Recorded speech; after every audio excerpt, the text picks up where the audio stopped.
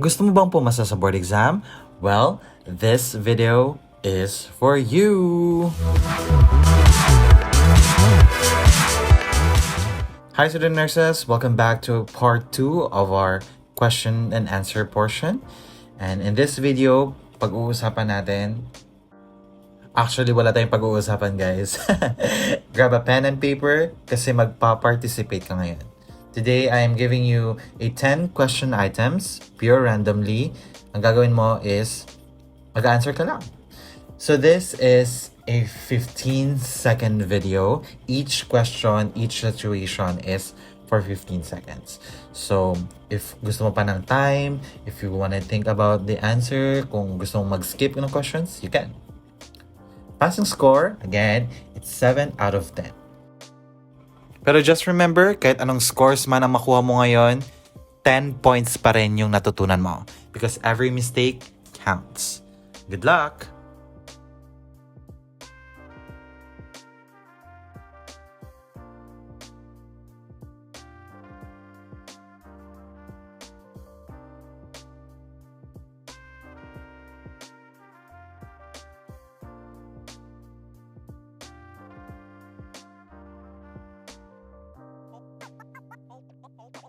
Always watch your back.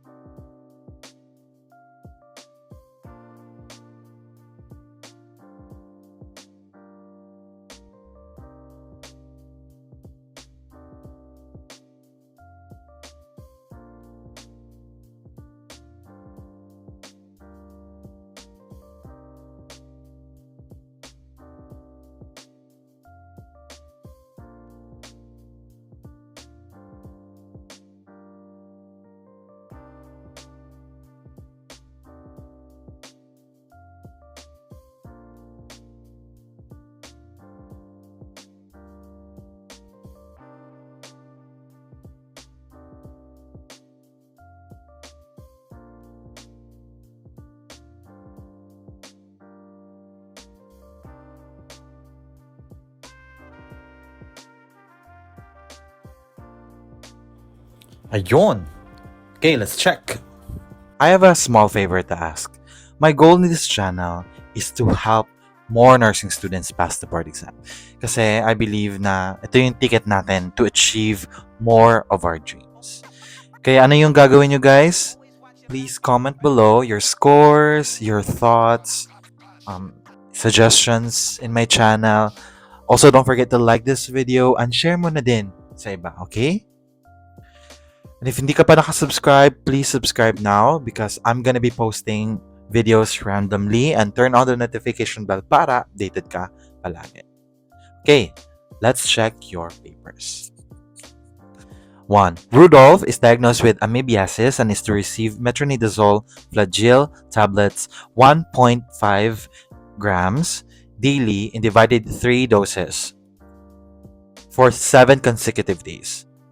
Which of the following is the correct dose of the drug that the client will receive per oral administration? The correct answer is C. We're only using simple math dito. No. So ito yun. Di ba 1 gram is 1,000 milligrams. Tandaan yan guys ha. We need to use, the question is, 1 milligram, how many micrograms? MCG. 1,000. Diba? So 1.5 grams is equals to 1,500 milligrams. 500 milligrams divided by 3 doses is equals to 500. So, bakit 500 yung answer? Simple lang. Number 2, Rona, a 2-year-old female, was prescribed to receive 62.5 mg suspension 3 times a day. The available dose is 125 mg per ml. Which of the following should the nurse Paulo prepare for each oral dose? The correct answer is A. Bakit A? Ito yung gagawin nyo guys during the board exam. Yun. You need to write down the formula sa questionnaires para hindi ka talaga malito. The formula here, desire over stock times volume. You know what you want, what you have, times volume or ml. So yung given natin, balik tayo din sa question, yung gusto ni prescribed to receive 62 mg, di ba? Tapos, yung available na dose is 125 per ml. So, yan yung sa given. Like, yan, ganito. 62 mg yung gusto, yung stock na available ganito, then volume 1 ml. So, solution. Ito yung gagawin mo, guys. 62.5 mg over 1, oh my gosh, ano yung design ko? Sige, 1 over 125 mg per times ml. So, crush out mo yung mg, 0.5 ml. So that's how we get our answer here. Third, the physician ordered potassium chloride in D5 water 1 liter to be infused in 24 hours for Mrs. Gomez. Since potassium chloride is a high-risk drug, yes, Nurse Robert used an intravenous pump. Which of the following should Nurse Robert do to safely administer the drug? We're looking for a positive answer. So, bakit mali guys yung B? Teach the client. Of course, hindi yung trabaho ni client. Wrong. Have another nurse check the infusion pump. Hindi mo i-delegate yan. D. A and D na lang. D. Set an alarm of the pump loud enough to be heard. Hindi ka umasa sa machine kasi inaccurate yung machine. Baka ma-turn off mo yung sound, namatay si pasyente. No? Always use caution when administering KCL, guys. Ano yan? Muscle stimulant yan. Puputok yung mga muscles niya. Diba? Yung heart. So, the correct answer is always check it every 2 hours. 4. Baby Liza, 3 months old, with congenital heart deformity, has an order from her physician. Give 3 cc of Lanoxine today for 1 dose only. Which of the following is the most appropriate action by the nurse? So yung correct answer is dito is A. Clarify for the attending physician. Mali yung B, guys. Discuss order with pediatric heart specialist. Not necessarily, diba? Administer Lanoxine intravenously as usual route. Hindi rin. Refer the medication administration to the previous administration. Magre-refer ka na lang sa old chart. Hindi rin pwede kasi baka may bagong order. So, bakit bawal yung ibigay itong ganitong dose, guys? Kasi na-search ko sa internet, ito lang yung desired dosage for pediatric, guys. For injectable solution, 0.1 lang mg per ml. Tapos kung oral, 0.05 mg per ml. Nakita nyo, guys, 3 cc. So, medyo malaki-laki. So, kailangan i-clarify sa attending physician. I'm not really sure kung ano yung dito yung tamang dose. And it's your job, guys, ha? Okay? Ask your proctors about this. 5. When Nurse Norma was about to administer medications of client Lenny, the relative told the nurse that they buy her medicines and show the container of medications of the client. Which of the following is the most appropriate action by the nurse? So, nung nag-administer ka na ng bulong, ng gamot, biglang may nabili kami ganyan sa butika, ganyan. So, ano yung gagawin natin? The correct answer is, tell the client that she will inform the physician about this. Okay. So, mag-eliminate tayo, guys. So, B, mali siya kasi put aside the medication she prepared and instead use the client's medication. Mali. Always use the doctor's order. D, bring the medications of the client to the nurse's station and prepare accordingly. Mali din. Hindi yan pwede, guys. A, hold the nurse administration of the client's medication and refer to the head nurse. Alam mo yung mali dito? Sa head nurse ka magre-refer. Bakit? Hindi yan trabaho ng head nurse yung medications. The duty of the head nurse is actually to oversee the operations in the hospital, yung scheduling, yung off and day off mo, mga ganyan-ganyan. Mga conflicts sa hospital. So, study that out, guys, ha? Ano yung trabaho ng LPN, ng head nurse, ng senior nurse, mga ganyan-ganyan. Delegation is very important sa board exam. So, kailangan familiar, alam mo na. Situation, Miss Jolie who is unconscious due to cardiovascular accident. Complications due to immobility. Okay. 6. You should be alert of the following complications she may experience except complication. Anong complication, guys? Future pa, hindi pa siya nangyayari. So, following complications. So, the answer is impaired mobility. Alam niyo kung bakit? Go back to the situation. Si Mrs. Jolie is already unconscious. So, hindi na siya komplikasyon. You know? It's actually a symptom na talaga. Nangyayari na. It's actually a now disease or a now deformity. Kasi nga, unconscious na siya. So, meron na siya talagang impaired mobility. So, hypostatic pneumonia, contractures, and pressure sores are complications. Ibig sabihin, if si pasyente, we will stay bedridden, mangyayari to if bedridden pa rin siya.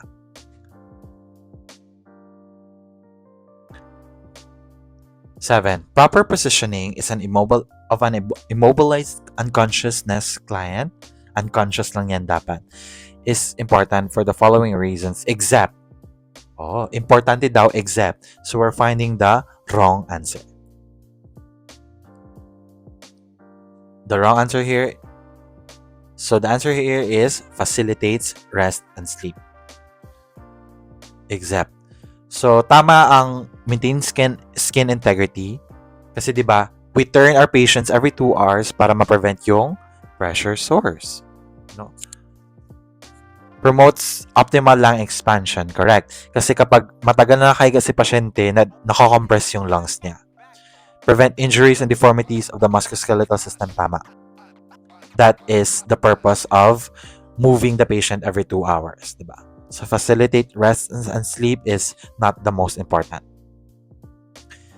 8. When positioning your client, you should be observing good body mechanics for yourself and the client.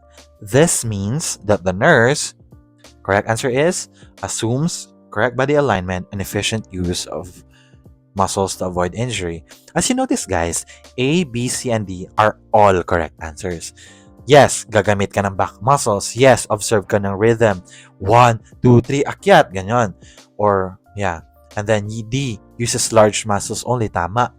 So, bakit B yung answer? Because B uses the technique called umbrella technique.